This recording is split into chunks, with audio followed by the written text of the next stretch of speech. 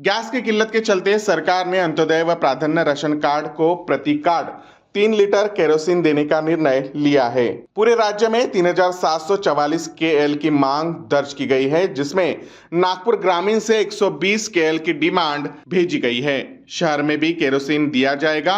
प्रशासन ने जल्द ही वितरण शुरू करने की योजना बनाई है। केरोसिन की कीमत फिलहाल तय नहीं की गई है, हालांकि अंतिम निर्णय बाकी है। इस विषय पर अन्य धान्य वितरण अधिकारी विनोद काले ने अपनी प्रतिक्रिया दी है। उनका कहना है कि जल्द ही शहर में केरोसिन वितरण किया जाएगा। सर, शासनाने या स्थितीमध्ये रॉकेल जे आहे ते वाटण्याचा निर्णय घेतला आहे। सध्या स्थितीमध्ये नागपूर शहरामध्ये काय स्थिती आहे या निर्णयाची? नागपूरकरांना रॉकेल मिळणार? नागपूर सिटीसाठी आपण 108 केएलची डिमांड शासनाकडे पाठवलेली आहे।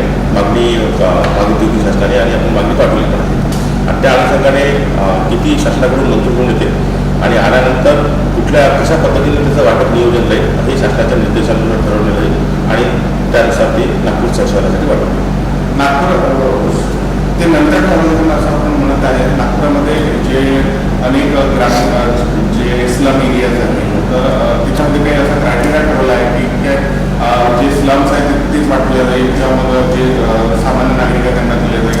अंत्योदय आणि प्राधान्य कुटुंबाचे जे लाभार्थी आहे नागपूर शहरामध्ये या लाभार्थ्यांनाच प्रति कार्ड 3 लिटर केरोसिनचं वाटप होईल आणि त्याचा दर काय ठरवण्यात आला? दर अजून ठरवला गेलेला आहे। कोणाच्या थ्रू राशन वाटलं जाईल? आता हे आपल्या नागपूर सिटीमध्ये 6 झोन आहेत। 6 झोनचे जे कार्यालय आहेत त्या कार्यालयापर्यंत केरोसिन पूर्ण होईल आणि तिथून जे किरकोळ प्रमाणात आहे तिथून त्यांना होईल।